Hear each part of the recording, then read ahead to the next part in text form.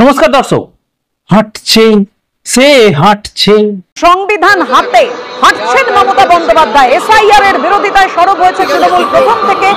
বাংলাদেশিদের জন্য হাঁটছে, রোহিঙ্গাদের জন্য কাঁদছে। ওভার অ্যাক্টিং করতা সালা, ওভার অ্যাক্টিং কি औलाद। বিজেপি যদি বলে লাশের রাজনীতি, ওই যে মানুষ মারা গেছেন এসআইআর ভয়তে, তাদের চোখে ওটা লাশ। জলাতঙ্কের থেকেও ভয়ঙ্কর একটা রোগ ছড়িয়ে পড়েছে, এসআইআর তন্ত্র। দিকে দিকে হাজারো হাজারো লোক মারা যাচ্ছে। कौन है ये लोग? মহামারীর থেকেও ভয়ঙ্কর। অলরেডি শাসক দলে যারা মারা গেছে তারা যমরাজের কাছে আর্জি জানিয়েছে যে আমরা আবার জন্ম নিতে চাই, আবার তারপরে আমরা প্রাণ দিতে চাই দিদির জন্য, বাংলার জন্য। এসআইআর তন্ত্রে মরতে চাই, আমরা শহীদ হতে চাই।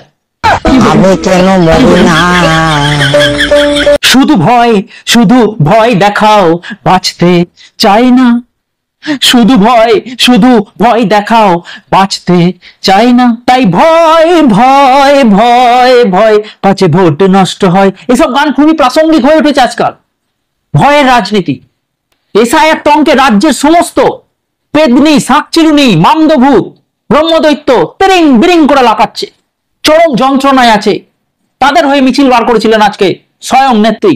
তাদের আশ্বস্ত করেছেন কারোর নাম বাদ যাবে না, মৃত ভোটার হোক কি বাংলাদেশি হোক কি রোহিঙ্গা, কারোর নাম বাদ যাবে না। সবাই দেশের নাগরিক, সবাই মানবিক, সবাইকে দিদি খাওয়াবে। বাংলা দেশের থেকে আলাদা, কোনো কাগজপত্র লাগবে না। বাংলায় থাকলে আপনাকে কোনো নোটিশ পাঠালে ছিঁড়ে ফেলে দিন। নেত্রী বলছে কাউকে ভয় করবেন না, দিদির ভাইদের ছাড়া আর কাউকে ভয় করার দরকার নেই। বাংলা বাঙালির জন্য লড়াই করতে গিয়ে দিদি, বাংলা ভাষার জন্য লড়াই করতে গিয়ে দিদি অর্ধেকের উপর পুরো ভাষণ হিন্দিতে দিয়ে ফেলছে। এতটা বাংলা ভাষার প্রতি টান, এর কৃতিত্ব বাংলা পক্ষকেই যায়। দিদি এই যে ক্রমাগত ভাষণে হিন্দি বলে চলেছে, উর্দু বলে চলেছে, বাংলা ভাষাকে সমৃদ্ধ করার জন্য। এই প্রচেষ্টা তাকে কুর্নিশ জানাতেই হয়। দেখুন, রাজ্যের দুর্নীতি, বেকারত্ব, সমস্ত ব্যর্থতা সব ঢেকে গেছে, সমস্ত ইস্যু ঢেকে গেছে। এখন একটাই ইস্যু, এসআইআর। নন ইস্যুকে কিভাবে ইস্যু করে তুলতে হয় সেটা দিদির কাছ থেকে শিখুন। একটা মিথ্যাকে 10 বার বলে কিভাবে সত্যি প্রমাণ করতে হয় দিদির কাছ থেকে শিখুন। এরপরে ভোট এলে যেমন খুশি তেমন সাজো তো আছেই, তার জন্য অপেক্ষা করুন।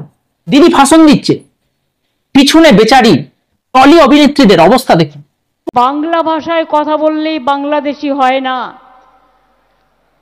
খুব কষ্ট, ইচ্ছা নেই কিন্তু কিছু করার নেই।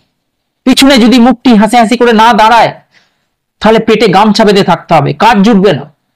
আর যখনই দেখি দিদি মিছিল করে, প্রত্যেকটা ধর্মের একটা করে ধর্মগুরু এসে হাত ধরাধরি করে হাঁটে। এরা কি ভাড়া পাওয়া যায় নাকি এরাও যেমন খুশি তেমন সাজো কম্পিটিশনে নাম দিয়েছে? বোঝার উপায় নেই। বাংলার চকলেট বয় বলেছে দিল্লি থেকে আন্দোলন করবে। দুদিনের ব্যবধানে তৃণমূল যদি এই মিছিল করতে পারে, তাহলে আগামী 2 মাসের মধ্যে দিল্লিতে কি করতে পারে সেটা বিজেপির বন্ধুদের আমরা একবার ভেবে দেখতে বলবো। 10 লাখ লোক নিয়ে যাবে। আমি তো বলছি পুরো বাংলার লোক নিয়ে যাক, 10 কোটি লোক নিয়ে যাক। আমরাও দেখতে চাই মোদি আর অমিত শাহ কি করতে পারে, কাদের ক্ষমতা বেশি, এটা একবার পরীক্ষা করে দেখা দরকার। দিল্লিতে বসে হাওয়া খাবে আর বাংলার লোকের এক এক করে মারা যাবে, মার খাবে, এটা তো হতে পারে না।